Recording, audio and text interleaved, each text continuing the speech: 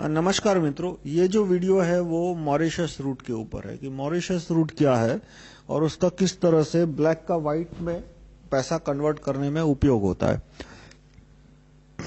तो Mauritius root कहने के लिए वो डबल टैक्स अवॉइडेंस ट्रीटी है, पर वो डबल टैक्स अवॉइडेंस नहीं है, पैसे की हेराफेरी करने की ट्रीटी है। डबल टैक्स अवॉइडेंस की ट्रीटी क्या होता है कि आज से बहुत सालों यानी 40-50 साल पहले ये प्रॉब्लम था कि एक आदमी ने, मान लो अमेरिका का आदमी है और उसने कनाडा में $1,00,000 कमाया, तो सबसे पहले उसने कनाडा में $1,00,000 कमाया तो कनाडा की सरकार $1,00,000 पे, मान लो वहां पे 40% इनकम टैक्स है तो 40% टैक्स लेगी, और बाकी जो 60,000 वो अमेरिका लाया तो अमेरिका की सरकार उस पे, अमेरिका का टैक्स रेट मान लो 30% है तो 30% टैक्स लेगी।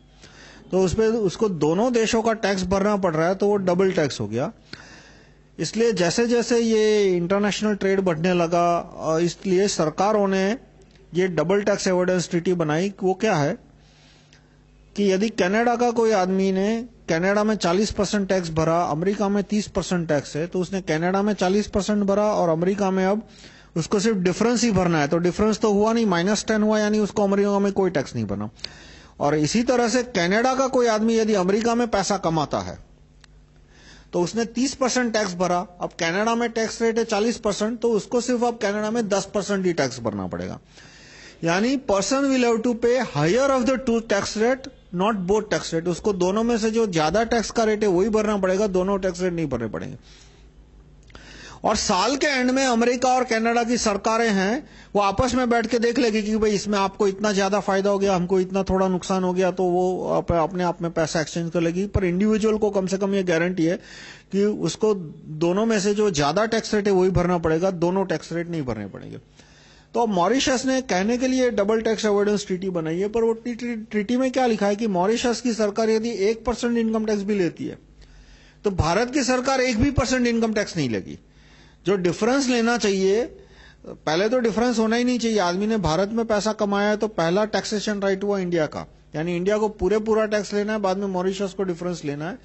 और मॉरिशस में मान लो वहां पे टैक्स रेट 10% है तो वहां 10% टैक्स भरने के बाद इंडिया में उसको सिर्फ अब 20% टैक्स भरना है। इस तरह की होनी चाहिए, पर उसके वजह पूरी उल्टी ट्रीटी है कि मॉरिशस में आधा परसेंट 1% इनकम टैक्स भरा है, यानी अब इस आदमी को इंडिया में कोई टैक्स ही नहीं भरना है।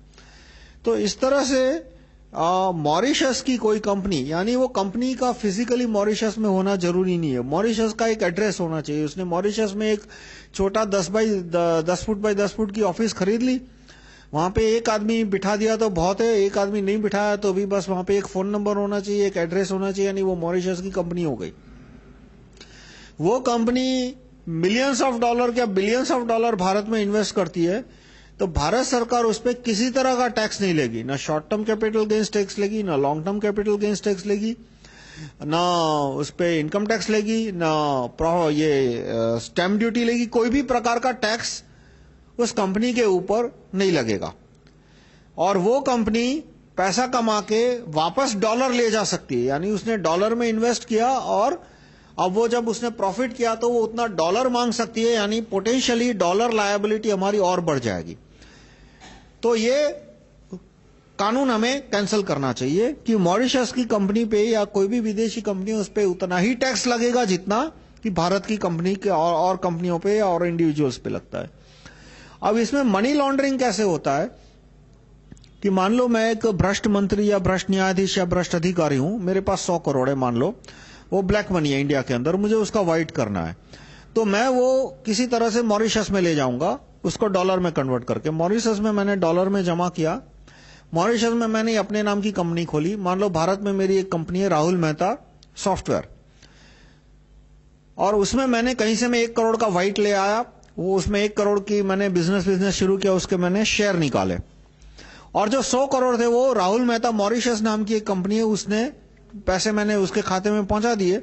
और वो राहुल मेहता मॉरिशस है, वो इंडिया आके पैसा इन्वेस्ट कर सकती है। तो मेरा जो 1 करोड़ का राहुल मेहता इंडिया का शेयर है, वो 1 करोड़ का जो थे, वो 1 साल बाद वो शेयर मैंने 1 साल अपने पास रखे। अब 1 साल बाद जब राहुल मेहता मॉरिशस वो शेयर 100 करोड़ में खरीद लेगी, तो वो 100 करोड़ मेरे खाते में व्हाइट आ गया। अब उस पर मुझे टैक्स कितना भरना पड़ेगा? 0%। क्यों? क्योंकि वो शेयर मैंने 1 साल तक अपने पास रखे, 1 साल के बाद बेचे, यानी मुझे सिर्फ long term capital gains tax भरना पड़ेगा। और long term capital gains tax India में शेयर मार्केट में कितना है? 0%। तो इस तरह से मेरा ब्लैक का पैसा व्हाइट हो गया। अब दूसरा आता है कि मॉरिशस से जो पैसा आता है, भारत सरकार ने कानून बनाया है कि मॉरिशस से कोई कंपनी आके भारत में पैसा इन्वेस्ट करती है तो उससे मालिक का नाम नहीं पूछने का। यानी यूं समझो कि कानूनन ही हो गया कि कोई भ्रष्ट मंत्री है, भ्रष्ट न्यायाधीश है, कोई दाऊद इब्राहिम जैसा स्मगलर या टेररिस्ट है, वो अपना पैसा मॉरिशस ले जाके वो इंडिया में इन्वेस्ट करके उसको मैनेज कर सकता है। तो इस तरह से Mauritius is the biggest investor in India. अब कंट्री, आप दुनिया का नक्शा देखोगे तो शायद आपको मॉरिशस दिखेगा भी नहीं, इतना छोटा सा कंट्री है। वहां पे एक चीनी उगती है थोड़ी बहुत, पर उतनी छोटी लैंड है कि उगू की कितनी चीनी उगेगी। और टूरिज्म इंडस्ट्री है, पर टूरिज्म इंडस्ट्री भी सब इंडिया के अधिकतर लोग जाते हैं वहां पे। नॉन इंडियन टूरिस्ट वहां पे बहुत कम है। इंडियंस ही वहां पे होटल चलाते हैं, इंडियंस ही टूरिस्ट की तरह से जाते हैं।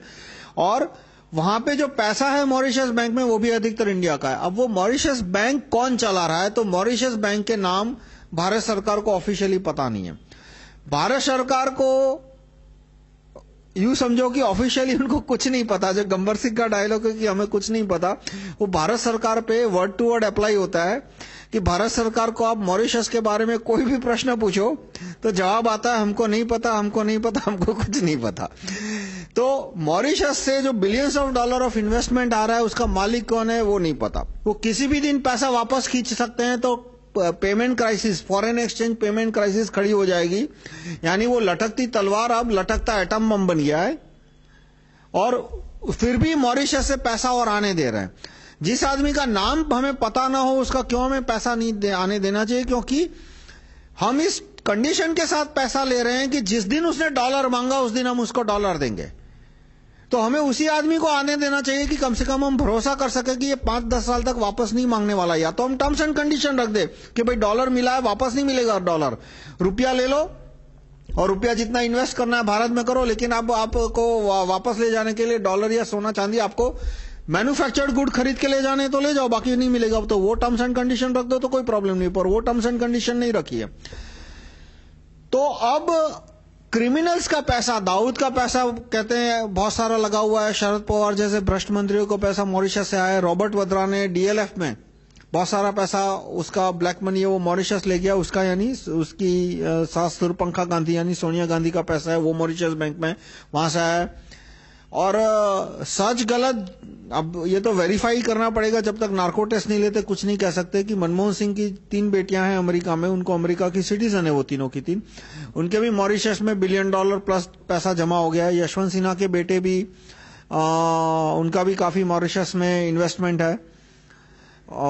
और अमेरिका में तो है ही, अमेरिका में तो $100 of millions के उनके एसेट है, उनके और उनकी पुत्री वधू के।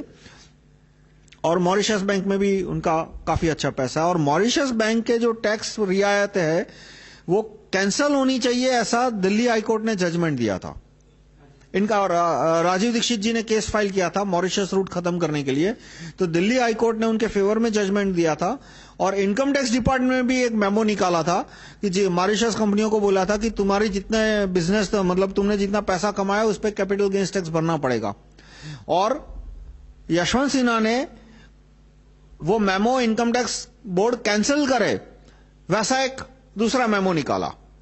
वो बोर्ड के सर्कुलर बोलते, सॉरी इनकम टैक्स बोर्ड ने सर्कुलर निकाला, बोर्ड ऑफ डायरेक्ट टैक्सेशन बोलते, उसने सर्कुलर निकाला था कि मॉरिशस कंपनियों को टैक्स भरना पड़ेगा। तो यशवंत सिन्हा ने मेमो निकाला कि ये सर्कुलर कैंसिल करो। फाइनली सुप्रीम कोर्ट में गया तो सुप्रीम कोर्ट के जज तो सब बिके हुए हैं। सुप्रीम कोर्ट के जज ने दीक्षित जी कि आजादी बचाओ आंदोलन ने जो दिल्ली हाईकोर्ट से फेवरेबल जजमेंट लिया था वो भी कैंसिल कर दिया। और central board of direct taxation का मेमो था, जो सर्कुलर था कि मॉरिशस की कंपनियों को टैक्स भरना पड़ेगा, वो भी कैंसिल कर दिया। यानी मॉरिशस कंपनियों की टैक्स छूट है वो चालू रही सुप्रीम कोर्ट के जजों की बदौलत से। अब हम इसमें क्या कर सकते हैं कि एक तो आपसे मैं कहूंगा कि आप अपने सांसद को एसएमएस से आदेश भेजो कि मॉरिशस की ट्रीटी आज की तारीख से कैंसिल की जाए। देखो, हर एक नागरिक का कॉन्स्टिट्यूशन ड्यूटी है, ये राइट नहीं बोल रहा, आपकी ड्यूटी है कि आप अपने एमपी को, पीएम को, सीएम को, एमएलए को नेसेसरी ऑर्डर भेजो एसएमएस से। नेसेसरी ऑर्डर यानी कि देश को चलाने के लिए जो जो हुक्म आपको देने हैं अपने सांसद को, वो हुक्म टाइम से एसएमएस से भेजना, वो आपका फर्ज बनता है, मेरा भी फर्ज बनता है, हम सबका फर्ज बनता है।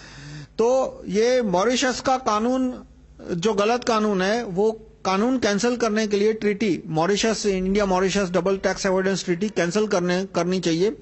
ऐसा आप ऑर्डर अपने एमपी को एसएमएस से भेजो। आपको एमपी का मोबाइल नंबर मिलेगा पार्लियामेंट हाउस के वेबसाइट से। आप गूगल करो parliamenthouse.news, वहां पे देखोगे तो एमपी स्टेट वाइज 2-3 लिस्ट है, वहां पे एमपी के, वहां पे आपको मिल जाएगा एमपी का फोन नंबर। लैंडलाइन नंबर मिले तो आप लैंडलाइन पे फोन करके उनको बोलो कि भाई एमपी का नहीं तो उनके सेक्रेटरी का मोबाइल नंबर दो, क्योंकि बहुत सारे एमपी है वो मोबाइल नंबर नहीं देते। जैसे मैं अपनी बात करूं तो मेरे जो सांसद है किरीट सिंह सोलंकी, उनका तो मोबाइल नंबर मुझे मिल गया, तो मैंने उनको 4 ऑर्डर एसएमएस से भेज दिए, और हर हफ्ते जब भी जरूरत पड़ेगी मैं ऑर्डर भेजता रहूंगा उनको, because it is my duty. Advani का मोबाइल नंबर नहीं मिला, लैंडलाइन नंबर था, तो अडवाणी मेरे एमपी नहीं है, मैंने अपने जो दोस्त उनके एरिया में रहते हैं उनको बोला कि ये लैंडलाइन नंबर है, लैंडलाइन नंबर पे फोन करके आप उनको ऑर्डर दो कि वो मोबाइल नंबर वेब पे, इंटरनेट पे रखे, और इस तरह से आप उन्हें एसएमएस से ऑर्डर दे सकते हो। अब मॉरिशस बैंक का आगे जो और जुड़े हुए इश्यू है वो है कि अमेरिका का कोई नागरिक अमेरिका के बाहर पैसा कमाता है तो अमेरिका की सरकार उस पर पूरा टैक्स लेती है। मतलब इंडिया में उसने मान लो 30% टैक्स भरा, और अमेरिका में वहां पे हाईएस्ट टैक्स रेट है 48%, हाईएस्ट इनकम टैक्स रेट बोल रहा हूं।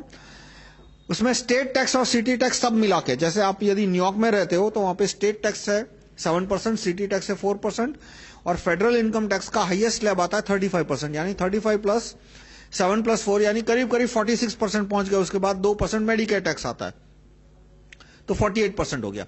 तो आप इंडिया में पैसा कमाया तो इंडिया की सरकार को टैक्स भरा मान लो 33%, तो 15% टैक्स अमेरिका की सरकार को भरना पड़ेगा।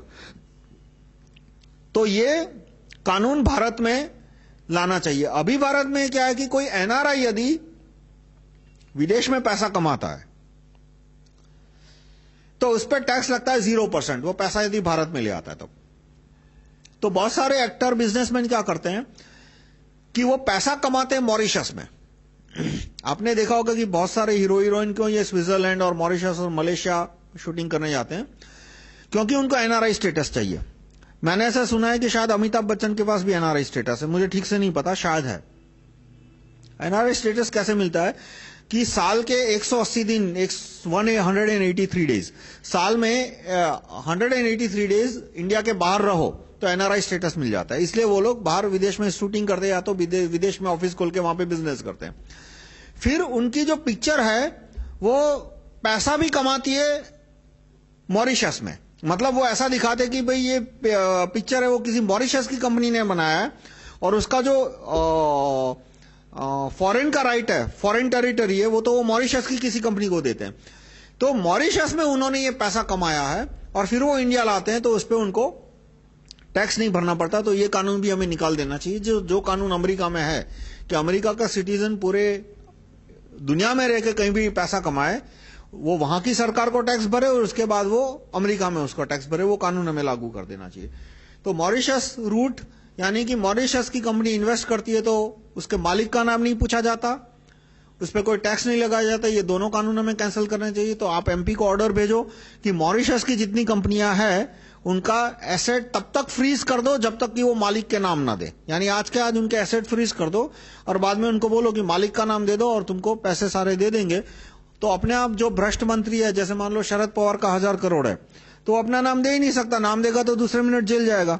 तो इस तरह से वो 1000 करोड़ अपने आप नेशनल प्रॉपर्टी बन जाएगा 2 साल बाद, 3 साल बाद, जितने भी टाइम लगेगा, और तब तक वो पैसा फ्रीज पड़ा रहेगा। तो ये ऑर्डर आप एमपी को भेज के देश की समस्या इस तरह से कम कर सकते हैं। धन्यवाद।